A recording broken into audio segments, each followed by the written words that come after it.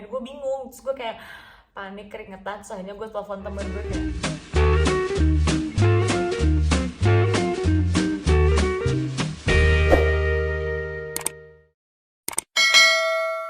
halo, welcome back to my channel. Kembali lagi sama video aku Bila Bukan Superstar. Di video kali ini aku mau ngebahas tentang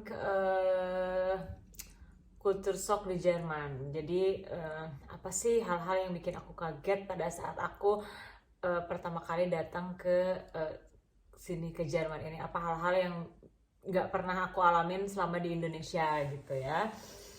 Yuk kita langsung aja. Yang pertama adalah nggak ada nasi di KFC.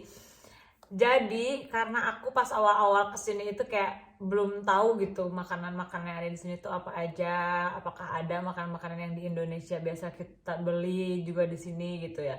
Salah satunya ada ya KFC.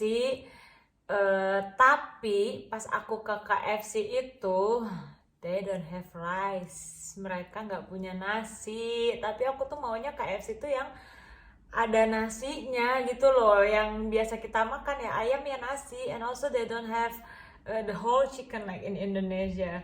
Mereka juga di sini tuh nggak KFC-nya tuh nggak ada ayam kayak paha atau dada gitu, paha atau dada. Jadi mereka tuh nggak ada gitu ya, nggak ada paha atau dada ayam, juga nggak ada saus sambal, di sini nggak ada gitu. Jadi kalau ke KFC kalian hanya akan menemukan kayak chicken nugget atau kayak chicken drum atau chicken wings, that's all. Itu yang pertama. Terus yang kedua, kultur shock di Jerman. Di sini tuh nggak ada street food. They don't have street food here in Germany. Ada sih kayak kentang goreng, French fries. Dan itu harganya mahal banget buat kentang goreng di sini tuh kayak 5 euro, 5 euro itu kayak 80.000 kali ya. Ya 80.000 gitu. Nggak ada di sini tuh, nggak ada jajanan-jajanan di pinggir jalan kayak di Indonesia kayak gitu. Jadi kayak that's the thing that I miss from my country. Nggak ada dadar gulung, nggak ada kayak martabak, nggak ada kayak, pokoknya nggak ada kayak gitu, nggak ada. Kalian tuh nggak bisa cemil yang kayak di Indo gitu, kayak gorengan kayak gitu tuh nggak ada di sini ya. Itu kedua. Ketiga, bis di sini itu mereka jalan setiap 10 menit, tank tepat waktu. Dan kalau kalian nggak ada di halte bis itu pada saat waktu yang ditentukan gitu ya, yang udah ada di jadwalnya itu, ya udah kalian akan terlambat. Itu harus nunggu bis selanjutnya, dan bis selanjutnya itu akan ada 10 menit selanjutnya.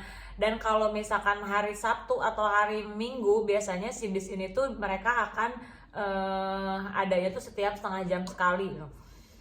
Jadi karena gue ini notabene orang Indonesia yang biasanya jam karet gitu ya, kalau kita jalan jam 12 gitu, ya udahlah jam 12 yang penting ada di halte, ntar naik bis yang ada jam berapa aja gitu kan. Di situ nggak bisa, karena orang-orang sini tuh tepat waktu. Kalau kita ketemu jam 2 ya jam 2 harus udah nyampe sana gitu. Jadi kita juga harus ngecek jadwal bis yang tertera, kita harus berangkat jam berapa biar nyampe di sana jam berapa gitu. Gue kayak yang awal-awal tuh karena like I'm not used with it on time. No, you're not. I'm not used with on time. So gue kayak yang ngerasa agak kewalahan gitu ya dengan bis yang datangnya tepat waktu itu, atau dengan kayak janji-janji yang harus terpenuhi sesuai dengan But waktu janjian itu ya. You had to get used to be on time, yeah, because of your teachers Yeah. who want you to be at school in a time. Otherwise, you get like kicked from the class. Yeah. So, which number now? Number 6. Botol di sini itu botol bisa jadi uang. Oke. botol bisa jadi uang. So jadi segala jenis botol di sini ada beberapa yang kalau kalian kumpulin itu nanti bakal bisa kalian datang ke tempat dimana kalian beli barang-barang itu kayak minuman-minuman itu. Nanti tuh ada mesin gitu. Nah, ntar masukin si botol yang beli dari minimarket, dari si supermarket itu tuh masukin ke mesin itu. Nanti kalian satu botolnya tuh ada yang dapat uang baliknya itu senilai 0,25 sen, yang artinya 1 euro itu kan 16.000, 4 ribuan satu botol itu. Kalian bakal balik duitnya tuh 4 ribuan, tapi nggak semua botol ya. Dan di sini tuh menurut gue itu tuh bagus banget karena mengurangi sampah plastik. Jadi kalian kalau di jalan-jalan di situ bakal ngeliat banyak orang-orang kadang yang mungutin botol-botol bekas, dan kadang juga orang tuh nggak yang ngebuang botolnya yang mereka pakai itu buat nggak buang ke tempat sampah gitu kan. Jadi kayak jarang lah sampah-sampah botol di sini tuh jarang, karena bisa diduitin lagi kan. Nomor 8, ini hal yang paling gue suka banget. This is my favorite things to do. You guess what is it? Sleep. No, it's not sleep. Either one. So, jadi kalau belanja kalian tuh di sini tuh kalau belanja kalian belanja online atau belanja apapun, pokoknya belanja apapun di sini, kalau belanja baju, clothing, kayak sepatu atau apa-apa, kalian itu kalau nggak suka bisa dibalikin lagi selama si tag price-nya itu nggak kalian buka ya, biasanya dikasih waktu selama 14 hari. Jadi misalkan gue sering tuh kayak gitu, jadi kayak beli dari online. Terus kan kalau misalkan beli online terus kita cobain di rumah tuh lebih puas gitu kan, nggak kayak kalau kita sorry. Iya, jadi kayak kalau belanja online itu kita tuh kan lebih puas gitu pas barangnya nyampe ke rumah itu, kayak kita bisa cobain di depan kaca, bener-bener perhatiin, terus kita bisa match dengan baju yang kita punya juga gitu. Nah kalau nggak pas ya kita bisa balikin lagi gitu ke si online shopnya itu. Ntar duit kita balikin lagi gitu selama bajunya masih bagus, masih utuh, dan gak dibuka si tag price-nya gitu. Nomor 8, that's the good things for me. Nomor 9, oke, naik sepeda kemana-mana. Going everywhere with the Jalan-jalan. ya, jalan-jalan with the bicycle. With the bicycle. Jadi di sini tuh orang Jerman itu entah angin, entah badai, entah bersalju, entah panas, entah dingin, entah apapun cuacanya, mereka itu suka banget kalau kemana-mana tuh pakai sepeda, karena menurut mereka tuh lebih cepat dan sehat gitu ya. Jadi di sini juga untuk sepeda tuh punya jalur sendiri ya, kayak di trotoar gitu untuk yang jalan sama untuk yang si sepeda gitu. Kalau gue sih sepedahan lebih suka yang kalau pas musim panas ya daripada musim dingin. Kadang kalau musim dingin tuh kayak di kota gue tuh kayak yang angin gitu, terus gue kayak yang harus ngik gitu kan pakai sepeda. About my bicycle. No, I'm not talking about your ugly bicycle. I'm talking about like That's it, like. I don't like to go to anywhere with the bicycle because sometimes it's like so windy and I have to like really against the wind ya, and I don't really like, that's not my type. Tapi kalau lagi musim panas, wah itu menyenangkan banget sih kemana-mana naik sepeda. Kalian tuh seru deh pokoknya kalau kemana-mana naik sepeda. Kalau di sini kalau musim dingin kayak gue nggak, big no for winter. Nomor 9,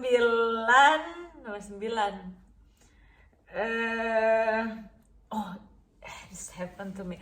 Naik bis harus pijit tombol kalau kalian mau berhenti. Kalau mau berhenti, bukan bis aja sih, mau naik bis mau naik tram, kalian tuh di sini kalau mau berhenti tuh harus ninja tombol. Nanti tuh kayak ada tulisannya bahwa ada penumpang yang akan berhenti gitu, dan itu that was happen to me waktu pertama kali aku kesini. You know my story, when the first time I come to Germany I cannot stop at the Haltestelle because they don't So, stop. yeah. But now it's not happen to me.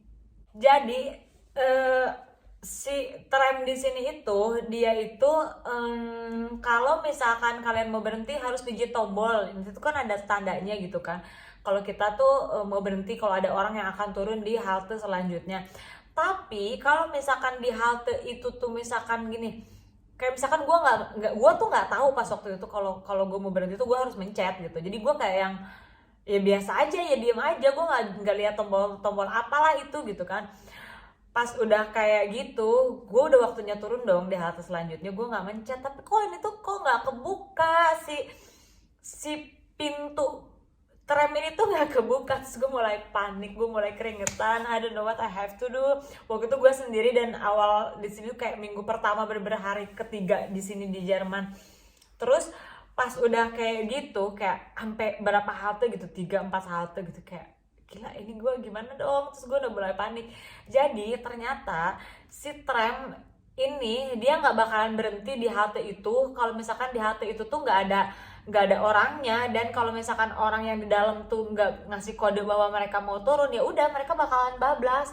Ataupun misalkan mereka berhenti tapi kita nggak mencet tombol, si pintunya tuh nggak kebuka gitu loh, nggak kebuka. Dan gue bingung, terus gue kayak panik, keringetan. Soalnya gue telepon temen gue kayak, nyet gimana ini, gue gak ngerti mau turun gitu kan. Terus gue kayak yang mau nelpon Til tuh gue kayak yang gue gak mau nelpon dia. Kalau misalkan gue nelpon dia kan dia harus pakai bahasa Inggris kan, gue takutnya ada orang yang ngerti. Kalau misalkan orang ngerti gue bego, ntar kayak wow gitu kan, masih gengsi cuy gitu. Jadi akhirnya gue nelpon temen gue pakai bahasa Indonesia kayak, nyet gimana nih, gue gak ngerti gitu.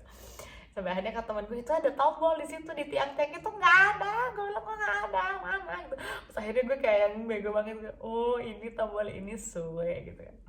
Ya udah akhirnya gue kayak nyari jalur tram untuk baliknya lagi gitu, jalur arah balik gitu kan. Ya udah akhirnya gue kayak ngerti deh dari situ, sempet kayak sampai gue keringetan gitu. Itu nomor 9. Nah, sekarang nomor 10, nomor terakhir.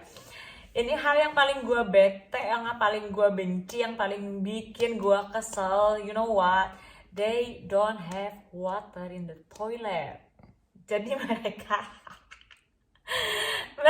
gak punya air di toiletnya cuy. Jadi kalau misalkan kita cebok ya cuman pakai tisunya tuh nggak ya udah tisu kering aja, tisu toilet gitu, kayak gitu. Sedangkan kita yang notabene orang Indonesia gak, ya gimana ya, kalau kata orang Sunda tuh karenang, tau gak sih karenang, kayak gak nyaman gimana sih gitu kayak.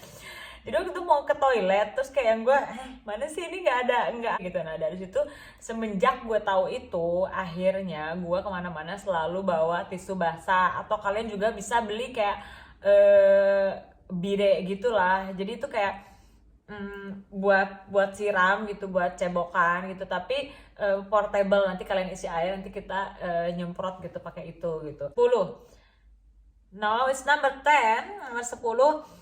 Di sini tuh ada pantai khusus untuk orang bugil. So this the beach is like for the naked people. Jadi tuh kalau kalian ke pantai itu kalian harus bugil. Kalau kalian nggak bugil ya nggak boleh ke pantai itu.